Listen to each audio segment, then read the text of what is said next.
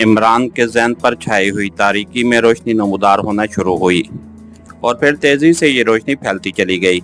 उसकी आंखें खुलीं, लेकिन चंद लम्हों तक तो आंखों के सामने धुंध सी छाई रही। लेकिन फिर ये धुंध तेजी से छट गई और इमरान ने लाशऊरी तौर पर उठने की कोशिश की तो वो लड़खड़ाते हुए अंदाज में उठकर बैठ गया। उसी लम्हे उसे महसूस हो गया कि उसके दोनों हाथ उसके अक में करके बांधे गए हैं, जबकि सामने एक आदमी एक तख्त पर आलती पालती मारे बैठा हुआ था। उसने स्याह रंग का लिबास पहना हुआ था और उसका सर गंजा था। पूरा सर मुंडा हुआ था, अलबत्ता बालों की एक लेट नीचे उसकी गर्दन तक लटकी हुई थी। उसके चेहरे पर शैतानियत और कमीनगी नुमाया नजर आ रही थी और उसकी नजरें इमरान पर जमी हुई थीं। इमरान ने नजरें घुमाकर इधर उधर देखा तो वो ये देखकर चौंक पड़ा कि उसके सारे साथी होश में आने के अमल से गुजर रहे हैं, जबकि एक साइड पर नौ स्याह रंग और सफेद आंखों वाले खौफनाक कुत्ते कतार बनाकर बैठे हुए हैं, जबकि उनके सामने एक स्याह रंग का बड़ा सा कुत्ता बैठा हुआ था जो कद्दोकामत और जिसामत में उन सबसे बड़ा था। उसकी तेज नजरें भी इमरान पर जमी हुई थीं। ये एक कुशादा गारनुमा कमरा था। तुम्हें होश आ गया मूर्ख? सामने बैठे हुए आदमी ने बड़े इस्तेज़ाइया लहजे में कहा तो इमरान ने चौंक कर गौर से उसे देखा। तुम कौन हो? इमरान ने कहा तो वो आदमी फाखराना अंदाज में कहकर मरकर हंस पड़ा। मैं शरीपदम हूँ मूर्ख, वही शरीपदम जिसे तुम हलाक करने आए हो, और अब देखो तुम किस तरह बंधे हुए बेबस हो चुके हो। तुमने क्या समझा था कि शरीपदम, जिसके कब्जे में हजारों इंतहाई ताकतवर शक्तियां हैं और जो का शाम जादू का महागुरु है, को तुम जैसे मूर्ख हलाक कर सकेंगे? और ये भी सुन लो कि तुम्हारे पास जो मुकद्दस कागज थे वो भी तुमसे अलहदा कर दिए गए हैं। मैं तुम्हें इसलिए होश में लाया हूँ कि तुम्हें बता सकूं कि तुम्हारी मौत इस कदर इबरतनाक होगी कि तुम्हारी रूहें भी सदियों तक चीखती रहेंगी।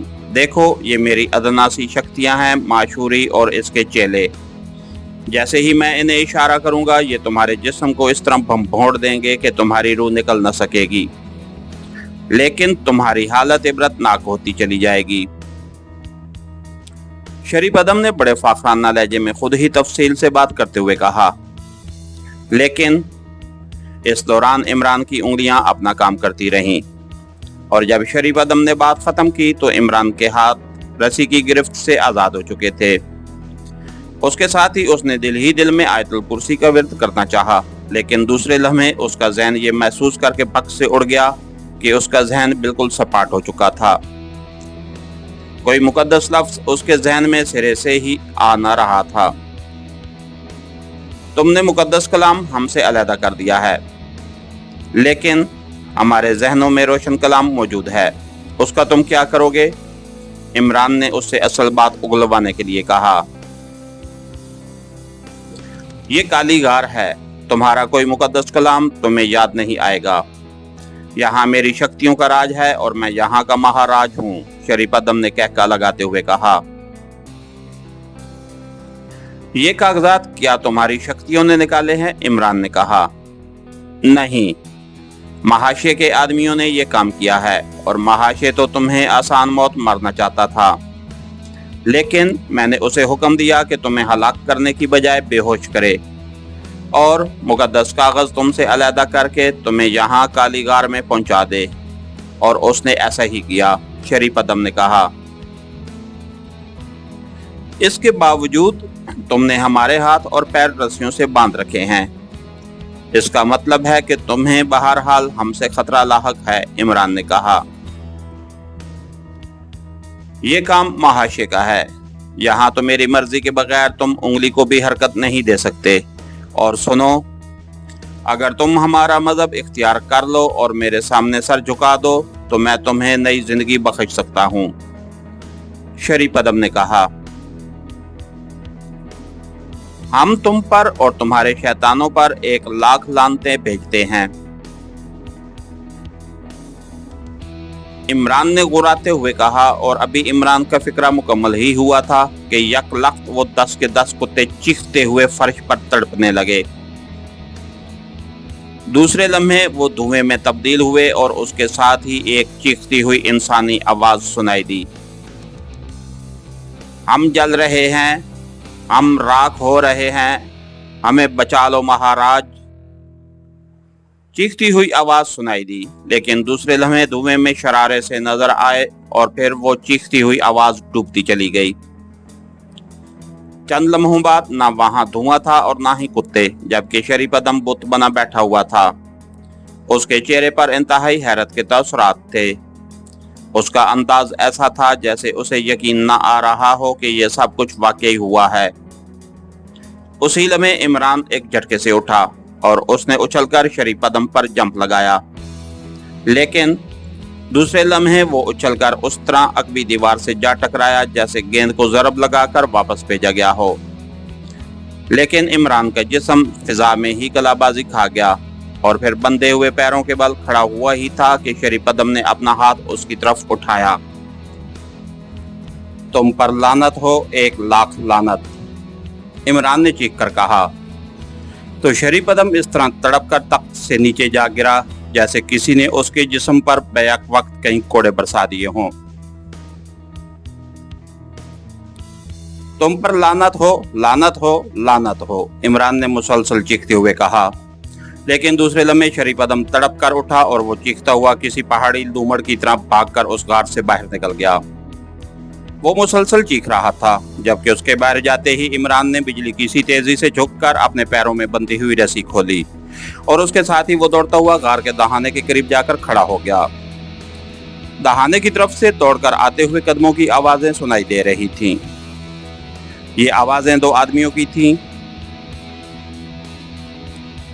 چند لمحوں بعد دونوں آدمی ایک دوسرے کے پیچھے دوڑتے ہوئے اندر داخل ہوئے تو عمران نے یکلخت ٹانگ آگے کر دی اور وہ دونوں ایک دوسرے سے ٹکرا کر چیختے ہوئے نیچے گرے تو عمران نے جھپٹ کر ان میں سے ایک کے ہاتھ سے نکلنے والی مشین گن جھپٹی اور دوسرے لمحے غار ریٹ ریٹ کی تیز آوازوں کے ساتھ ہی دونوں آدمیوں کی چیخوں سے گونج اٹھا۔ عمران مشین گن لیے تیزی سے دہانے کی طرف بڑھ گیا اور پھر یک لخت رک کر وہ اچھل کر سائڈ پر کھڑا ہو گیا، کیونکہ اس نے باہر سے ایک بار پھر بہت سے افراد کے دوڑنے کی آوازیں سنی تھیں اور قدموں کی آوازیں بتا رہی تھیں کہ وہ سب، جن کی تعداد کافی تھی، اندھا دھند دوڑتے ہوئے آ رہے تھے۔ اور پھر دوڑتے ہوئے آدمی موڑ سے نکل کر آگے بڑھنے لگے۔ ان کی تعداد 5 تھی کہ اچانک عمران نے جو موڑ کے عقب میں تھا ٹریگر دبا دیا اور پھر ریٹ ریٹ کی آوازوں کے ساتھ ہی وہ 5 افراد چیختے ہوئے منہ کے بل نیچے گرے۔ عمران نے اس وقت تک ٹریگر سے ہاتھ نہ اٹھایا جب تک وہ 5 ختم نہیں ہو گئے۔ عمران نے ٹریگر سے انگلی نہیں اٹھائی اور پھر وہ موڑ موڑ کر تیزی سے آگے بڑھ گیا۔ چند لمحوں بعد وہ اس غار کے دہانے سے باہر آ گیا۔ وہاں کوئی آدمی موجود نہ تھا۔ ابھی عمران ادھر ادھر دیکھ ہی رہا تھا کہ اچانک ایک چٹان کے پیچھے سے ایک سایہ سا نکل کر اس پر جھپٹا۔ یہ ایک بڑا سا بندر تھا، لیکن عمران بجلی کی سی تیزی سے ہٹا اور اس کے ساتھ ہی اس نے ٹریگر دبا دیا اور وہ سیاہ رنگ کا بندر یک لخت چیختا ہوا اچھل کر دوبارہ اس چٹان کے پیچھے جا کر غائب ہو گیا۔ اسی لمحے عمران کو خیال آیا تو اس نے تیزی سے آیت الکرسی کا ورد شروع کر دیا اور اس بار اس کے ذہن میں مقدس کلام ابھر آیا تھا۔ اس نے آیت الکرسی پڑھ کر اپنے ہاتھ پر پھونک ماری اور پھر اس ہاتھ کو اپنے سر کے چاروں طرف گھما دیا۔ اس کے ساتھ ہی وہ واپس مڑا تاکہ اپنے ساتھیوں کا پتہ چلا سکے کہ وہ کیوں حرکت میں نہیں آئے۔ لیکن جیسے ہی وہ غار میں داخل ہوا، غار کی ہر دیوار سے چیخوں کی تیز آوازیں سنائی دینے لگیں اور سرخ اور سیاہ رنگ کا دھواں سا نکلتا دکھائی دینے لگا۔ لیکن عمران اسی طرح بھاگتا ہوا اور راستے میں پڑی ہوئی لاشوں کو پھلانگتا ہوا واپس اس کشادہ کمرے میں پہنچ گیا۔ اس نے دیکھا کہ اس کے ساتھی ہوش میں تھے، لیکن وہ اسی طرح بندھے ہوئے تھے۔ عمران نے ایک بار پھر آیت الکرسی کا ورد شروع کر دیا اور جیسے جیسے وہ آیت الکرسی پڑھتا گیا، پوری غار میں یک لخت عجیب و غریب سا شور برپا ہو گیا۔ یوں محسوس ہو رہا تھا جیسے ہزاروں لاکھوں بدروحیں مل کر تکلیف کی شدت سے چیخ رہی ہوں۔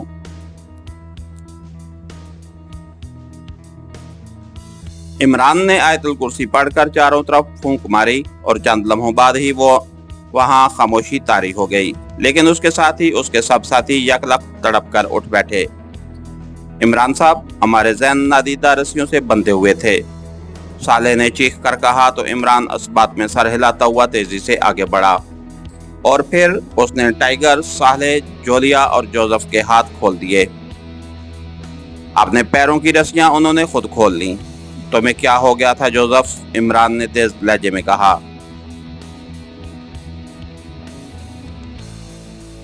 मुझे काशोका देवता ने ढांप लिया था बॉस, और काशोका देवता जैसे ढांप ले वो अपने आप को खौफनाक दलदल में पड़ा पाता है। आपने मुझे उस दलदल से निकाला है बॉस, आप अजीम हैं बॉस, जोसेफ ने कहा तो इमरान समझ गया कि इन काली ताकतों ने इन सबको जकड़ रखा था। अलबत्ता ये बात उसकी समझ में न आई थी कि वो किस तरह हरकत में आ गया, और दूसरे लम्हे उसके ज़हन में एक ख्याल आ गया कि चूंकि उसने इस शरीफ कदम और उसकी ताकतों पर लानत भेजी थी, इसलिए वो उनकी गिरफ्त से आज़ाद हो गया था। उसे याद आ गया कि पहले भी एक बार जब उसने लफ्ज़ लानत इस्तेमाल किया था तो इस तरह शैतानी ताकतें ज़ीरो हो गई थीं, और उसके साथ ही उसे याद आ गया कि ये लफ्ज़ भी मुक़द्दस कलाम में मौजूद है, जबकि उसने उसे पाकिस्तानी ज़बान के लफ्ज़ के तौर पर इस्तेमाल किया था, क्योंकि मुक़द्दस कलाम उसके ज़हन में उभर ही न रहा था। उसके तमाम साथियों ने मशीन गन्नें उठा ली थीं। जोसेफ, अब ये शैतान पुजारी कहीं छुप गया होगा, अब तुमने उसे तलाश करना है, इमरान ने कहा।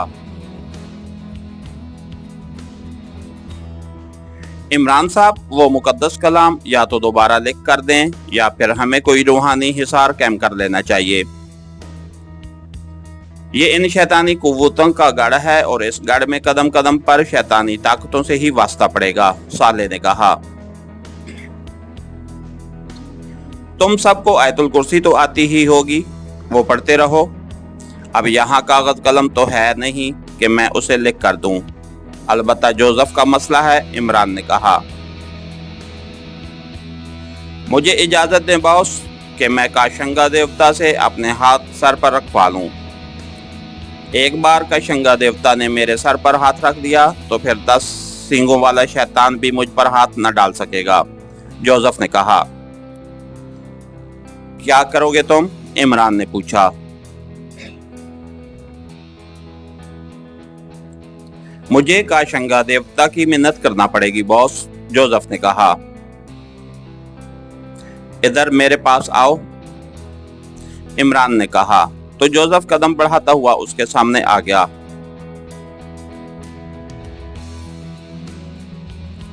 तुम्हारा काशंगा देवता अफ्रीका में पड़ा रहता होगा, समझे? इसलिए मैं मुकद्दस आयात पढ़कर तुम पर फूंक देता हूं, तुम हिफाजत में रहोगे, इमरान ने कहा, और उसके साथ ही उसने 3 बार आयतुल कुर्सी पढ़कर जोसेफ के गिर्द बाकायदा उसका हिसार कर दिया। बॉस, बॉस, मुझे अपने अंदर रोशनी सी महसूस हो रही है। बॉस, आपने जो कुछ किया है उसकी ताकत तो काशंगा देवता की ताकत से भी लाखों गुना ज्यादा है। आप अजीम हैं आका, जोसेफ ने बड़े अकीदत भरे लहजे में कहा तो इमरान मुस्कुरा दिया। इमरान साहब, महापुरुष के मुसल्लह अफराद बाकी काफी तादाद में होंगे, हमें पहले उनका खात्मा करना होगा और फिर इस गंजे पुजारी का खात्मा इत्मीनान से होता रहेगा, टाइगर ने कहा। अरे हाँ ठीक है, आओ पहले उनके शिकार कर लें, फिर देखा जाएगा, इमरान ने कहा और मुड़कर वो गार के दहाने की तरफ बढ़ता चला गया। इसके साथ ही हमारी आज के एपिसोड का इख्तिताम हुआ। कहानीगर चैनल को लाइक कीजिए, सब्सक्राइब कीजिए और बेल आइकन को प्रेस कर दीजिए ताकि हर आने वाली नई वीडियो आप तक बर वक्त पहुँच सके। शुक्रिया।